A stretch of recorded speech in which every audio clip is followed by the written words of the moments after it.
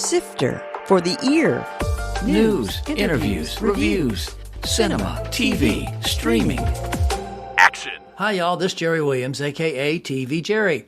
For almost 20 years, the Ampersand International Arts Festival has been a week-long event in Williamsburg. It strives to foster a better understanding of art's place in the world and features a variety of works, including numerous films. It's running this year from March 18th through 24th, and I'll have a link to the festival on the webpage for this show at tvjerry.com.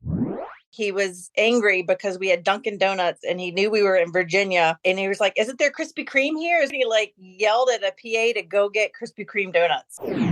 That was Donna Bailey, talking about being on the set when Rob Reiner threw a donut tantrum. Donna has been making her living in front and behind the camera at the same time. She operates a teleprompter, which means she's sitting somewhere in the background, but her work shows up in front of the camera for the talent to read. Donna talks about working with some famous people like Tom Hanks, Lily Tomlin, and Barack Obama. Plus, she explains some of the technical aspects that I didn't know. Sifter Review of the Week. Iwaju on Disney+. For the first time in its 100-year history, Disney has partnered with another company to create this lovely series. Kugali started as a Pan-African comic book enterprise, but they've expanded into this animation set in their home country of Nigeria. It revolves around Tola, a young girl with sassy charm and adorable expressions that will certainly assure a place in Disney's lineup of unique and lovable characters. Being Disney, there's also a cute animal, a lizard native to the country with some fun powers. The animation is simply marvelous. The title translates into future, and the designers have created a cool futuristic Legos with exceptional style. In an interesting mature slant, the plot includes kidnapping and organized crime. What makes this series so special is the immersion into the country's culture, including some dialogue in Pidgin English and an Afrobeat soundtrack. The series is rich and bright, exploding with color and life. Disney has decided to expand their worldwide collaborations, and this first one is a landmark of beautiful animation and cultural delights. Don't let the fact that it's animation put you off. It's a wonderful watch. I gave Iwaju 4.5 out of 5 stars. All right, Donna Bailey, the most important first question I want to ask you is, who is the best, most favorite director you've ever worked with? Oh, God. Director? Mm-hmm. That's a hard one, and I'm not prepared for that. I was expecting you to say me, honey. That would have been an easy answer. It would have been an easy answer. You were very meticulous, and you did a lot of playback. A lot of playback. Well, you got to remember, that was back in the old days when we didn't have all the safety features that are built into the cameras now, where you could... Right. Right. So we always had to make sure everything was perfect. And occasionally, as you remember, occasionally something would be wrong. We have to go back and redo it. So it was always worth playing it. And you did. More than anybody. Oh, well, that's good to know. I guess that's because I always wanted everything to be perfect. Right. Director, though. I meant me, honey. That's what I was talking about. Oh, I am so sorry. Of Anyway, course it was you. Yeah, of course. Jerry Anyway. Williams, best director. Oh, well, thank you so much. I'm flattered. So what is your background on? How did you get into being a prompter operator? Oh, that's an interesting story. Obviously, you don't go to school for it. I was doing interior house painting back in the 1900s for another company that had a teleprompting company and also a production company. I think you know who I mean. I think I might. Yep. And so I painted the whole interior of their house, and they wanted everything painted, the walls, the trim, the ceiling, everything. And I was almost lived there. They one day asked me if I wanted to work for them, and I said, okay. And so then I was their operator for 13 years. Oh, wow. Wow. And what made you decide to start out on your own? When people asked me to do it. And it was kind of a no-brainer because I had just a bunch of people that were just going to call me, and they were there. Myself included. Yourself included. Thank you so much. I want you to help explain the technology here. There are 3 different types of prompter situations. There's the one that most people probably recognize from a TV station where there's a 2-way mirror in front of the camera, and it's reflecting on used to be on a piece of paper. Now it's on a tablet underneath, and they're looking straight into the camera, but they're actually reading. Then there's a second type, which is just on a TV monitor, which is over to the side, so the interviewer can see it and pretend that they're paying Yeah. attention. And then, of course, there are those things that look like sneeze guards that you see for public speakers or in political rallies and stuff like that. You have all three of those, right? Yes. I've never heard them called sneeze guards, though. Well, they kind of look like sneeze guards. What do you call them? What are they called? Oh, well, they're like podium or presidential prompters. Okay, podium. I've heard other people think they're like bulletproof glass to protect somebody, but like it's only a tiny bit of area you would be protecting. So that was kind of ridiculous. But anyway. That's what I thought actually when I first started seeing those years ago, was that it was some kind of protection, but it makes more sense. They should make bulletproof prompter glass. That way it'd be a double duty. But anyway. Oh, shoot. Now I got to invent that. There you go. Good idea. So what kind of skills do you need to be a prompter operator? Obviously, you need to be able to type and you need to stay with somebody when they're reading, but what kind of skills are special for this job? I think it's just kind of the attitude on set. You have to constantly just be listening and you do have to follow along with them. They don't always understand that. So you have to explain that. Right. Because if they stop, then you stop. And sometimes they think you're speeding when you're just following them. But it's hard to get them to know that. There's some technical stuff to it. And honestly, I'm not really very techie. So I feel like I've just kind of made my way through that for the past 20 some years. And, if somebody goes, oh, is this a half stop glass? I'm like, yeah, sure. How has the technology changed? I mean, I remember way back in the days when I was at Channel 6, we actually had long pieces of paper that we had to tape together and put them on a flatbed and roll them down, and the camera shot them that way. Obviously, that's gone away. Yes. And I never, ever had to do that, thank God. That was a mess. It was a mess. So I guess the next thing was like those big, huge CRT monitors. They were like a whole TV that would mount to the whole camera rig. And it was a lot of weight. Right. And then I had to get scripts faxed to me. And I think you were the first one that ever emailed me anything. Oh, really? Yeah. You were like on top of that. And I remember you saying, I'm going to email something. And I was like, oh, okay. This is new. Surprise guest drop in. Oh, hello. Dave Park. Yes, it is Dave Park. Now.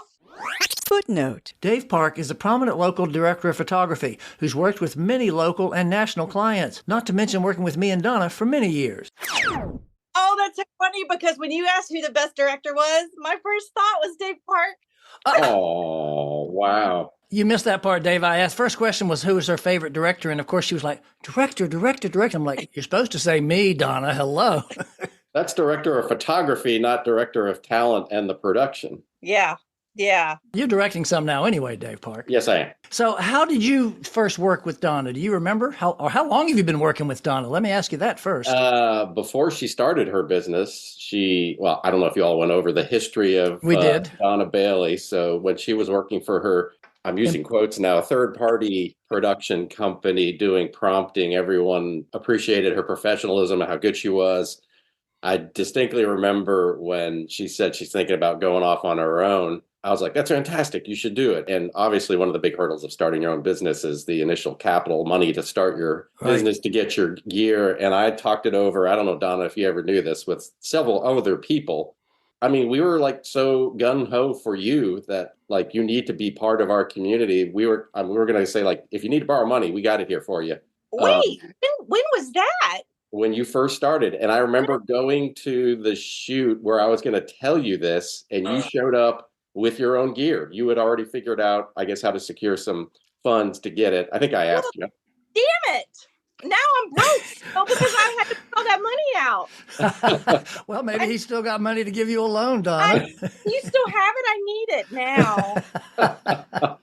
What do you like about working with Donna all these years, Dave? Well, I mean, unfortunately, because she's so put together and professional and quiet, I don't have any epic fails where the prompter came crashing down on people like I do with cameras and lights and grip gear. But I mean, that's probably the best part of working with Donna, is that everyone here has been on a set. I don't know if the listeners have been on a set before, but it's full of egos. There's often more drama behind the camera than there is in front. But Donna doesn't bring any of that. So that's a great thing to have on set. So tell me, Donna, why you think Mr. Park is your favorite director?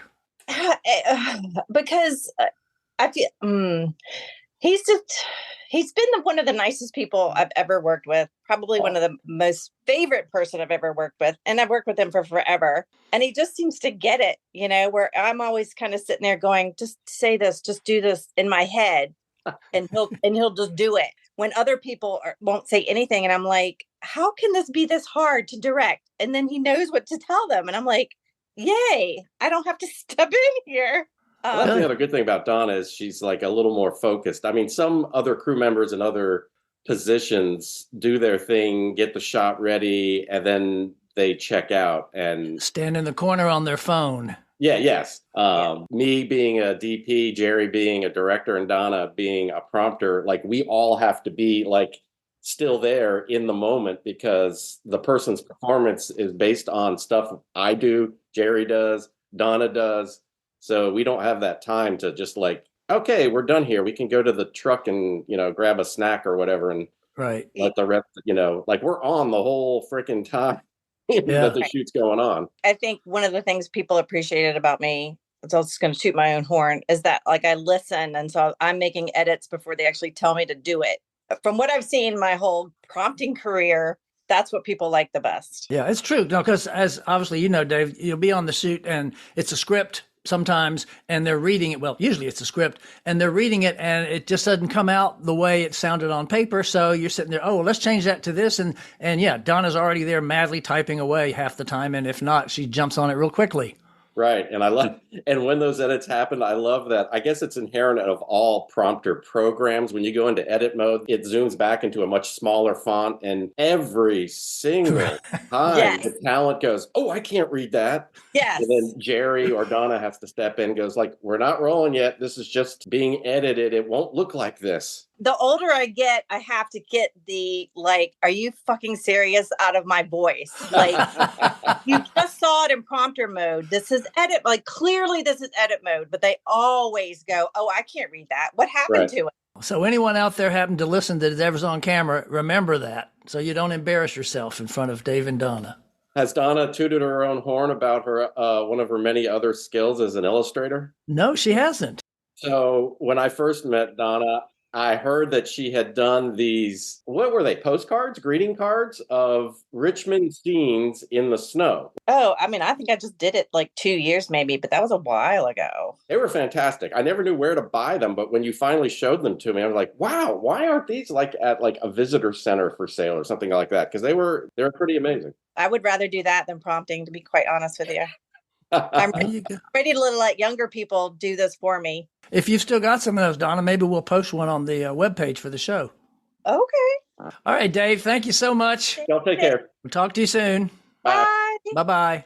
What was the craziest time when the prompter went down in the middle of something important? Maybe, I'm assuming something live as opposed to if it's being recorded, you can stop and do a new take. But if something's live, what is the biggest time a prompter just went down, whether it was your fault or not, something just went wrong? I haven't had many of them, but it did last year during the State of the City with Mayor Stoney. It completely glitched out and he was so good and just kept going and you almost didn't know it. I rebooted and everything and got it back up and he went right through it. But I haven't had any real big, not during live speeches, go down. So you mentioned speeches and you obviously mentioned the mayor there. And I'm sure you do a lot of political speeches. You have to. Yeah. I'm sure you probably prompted for speakers who you didn't agree with politically.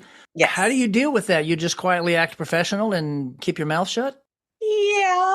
It's harder as I get older, though. And there's definitely one person in the world right now that I would never, ever, ever prompt for. And I think it's probably obvious. I think he was just in town, too. Yes. And I was glad I did not get a call. Yeah, I was going to ask you, have you ever refused a job? No. So I was called to do a job like in Southwestern Virginia. I guess it was when what's his face was still in office. I don't like to use his name. Yeah, I don't blame you. There was a Republican, somebody running for something. And I thought I was prompting for him. And when I got there, they said, no, you're prompting for the vice president, who was Mike Pence. And I went, oh. And then I turned around and he's literally standing right there with his hand out. And I'm like, what the fuck am I supposed to do now? I guess I got to shake his hand. I guess you do. So I did.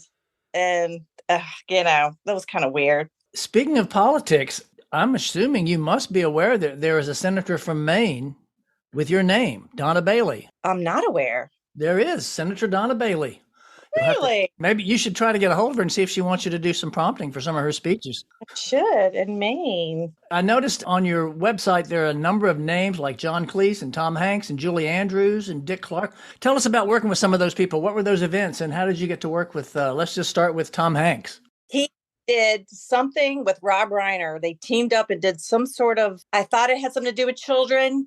I don't remember. Again, this was back in the 1900s, and we did something in Hampton. Tom Hanks was lovely, funny, had everybody laugh, and Rob Reiner was the typical director.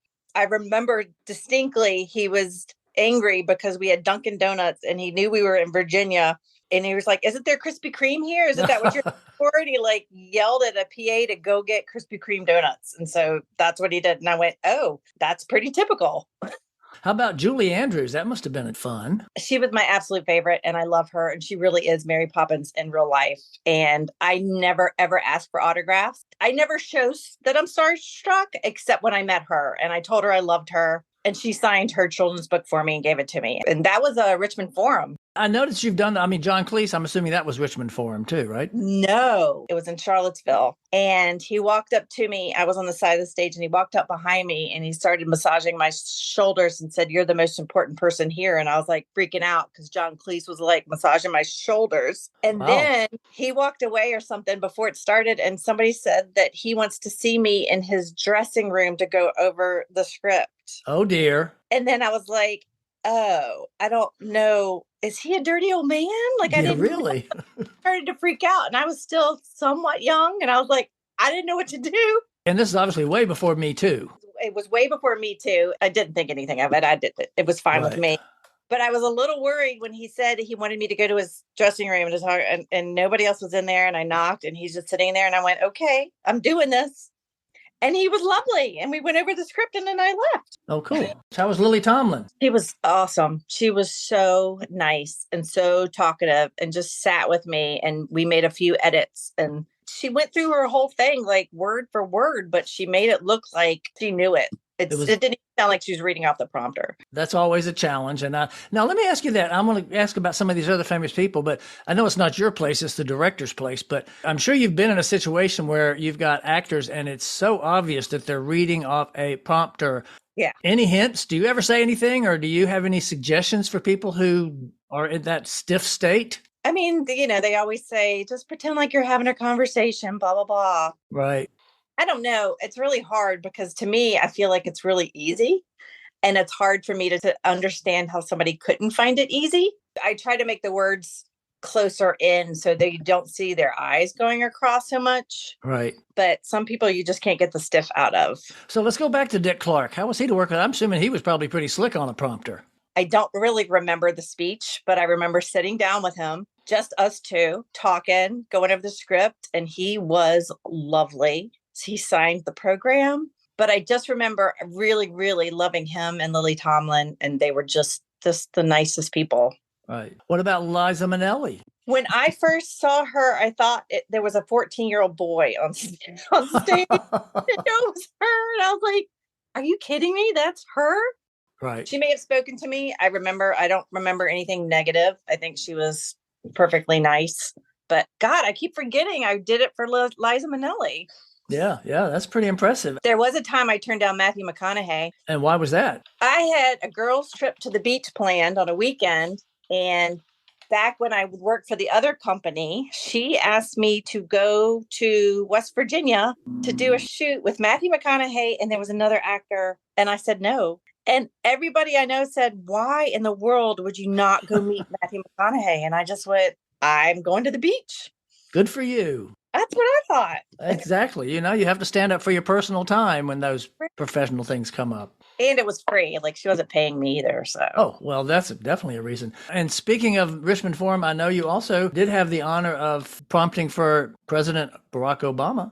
I did. And his wife. I did twice. Wow. Oh, I did both. I did prompting for both of them twice. Now that I remember it. Did you get to interact with them at all, or do they just have a minion who gives you the script and goes over it? The first time I did Barack Obama, he was at Altria And he came backstage. I don't know if you know Altria, there's like a backstage and then there's kind of like a center backstage where you're behind the curtain. That's where I was. And everybody else, the crew was behind the other one. And they all got to shake his hand and talk to him where I'm sitting at my station. And he just walked by and just lifted his cup of coffee. And so I never got to shake his hand or talk to him. Oh, bummer. And he's, awesome on the teleprompter, obviously. Right. I want to go way back because we talked about the technology a little bit, but what's the deal with those, what I call sneeze guards, those prompters for speakers? How's that technology different? It's not really that different. It's just the monitors on the floor. And then you have a pole and a piece of glass. So it does the same thing as an on-camera prompter does. It's just the distance is greater. Oh, I did not know that. So there's actually a flat monitor with all the text on the floor next to the podium. And then that thing is just reflecting it. Yep. Oh, cool. Okay. I never knew that.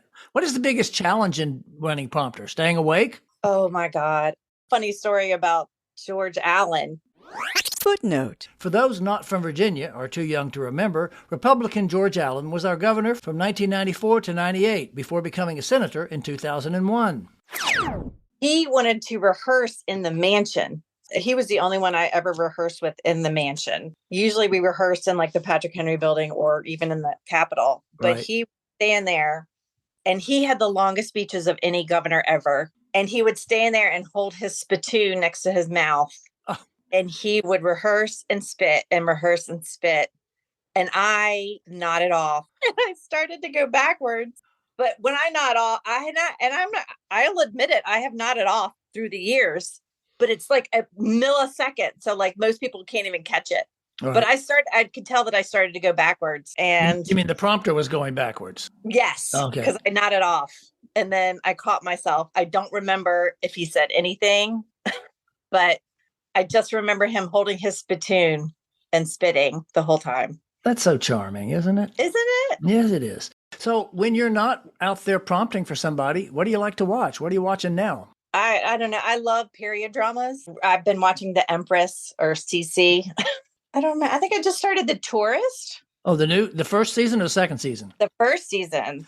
I loved the first season when I saw it. It was on like 2 years ago, and now they're Yeah. just dropping the second season. The first season was great, full of surprises. So hopefully the second season will match it. Oh, good. Because I'm glad you said that. Because some people are like, they didn't like it and some people love it. So Anything else? There's not any period stuff that's dropping. I really want to watch the new Shogun. So that I'm going to start that now. I love period dramas about anything. So that's my jam.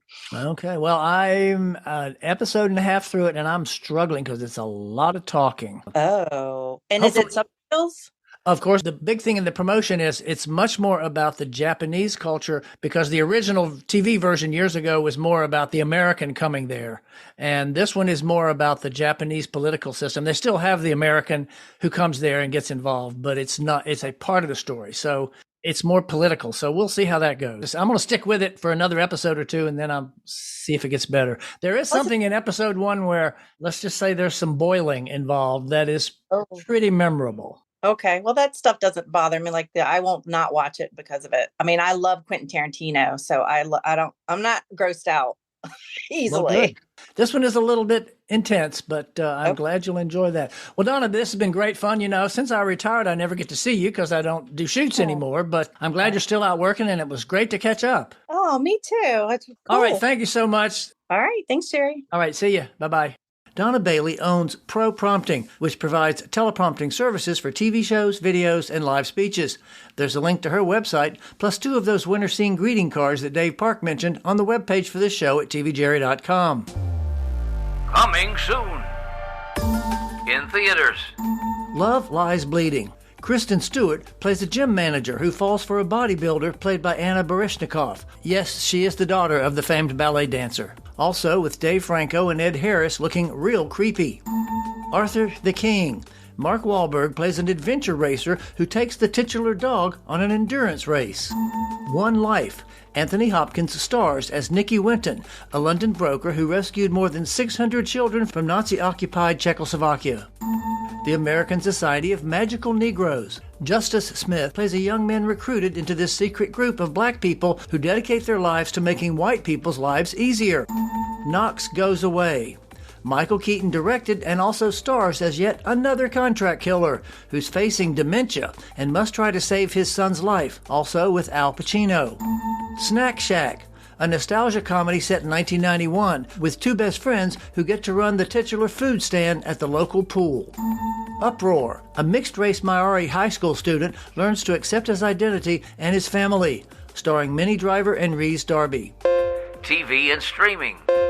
Taylor Swift The Eras Tour on Disney. Glitter up and watch the video of her concert tour. Roadhouse on Prime Video. This remake of the Patrick Swayze film substitutes Jake Gyllenhaal as an ex-UFC fighter who takes the role as bouncer in the Florida Keys. Palm Royale on Apple. This comedy is set in high society Palm Beach in 1969 and stars Kristen Wiig, Allison Janney, Jennifer Coolidge, Catherine O'Hara, and Carol Burnett. Three Body Problem on Netflix. This is the first show from the creators of Game of Thrones. It's a sci-fi drama about the laws of nature unraveling when aliens announce they're taking over our planet in 400 years. It's also featuring Game of Thrones stars John Bradley, Liam Cunningham, and Sir Jonathan Pryce. Alice and Jack on PBS is part of Masterpiece. This British import stars Andrea Riseborough and Donald Gleeson as the couple. Nolly, also on PBS, another masterpiece, stars Helena Bonham Carter as Nolly Gordon, one of the most famous people on British TV in the 60s and 70s. Stormy on Peacock, a documentary on Stormy Daniels as she deals with the publicity around her suit of the former president. Manhunt on Apple, a true crime drama around the search for John Wilkes Booth after his assassination of Lincoln. Tobias Menzies plays Edwin Stanton, the Attorney General who's in charge.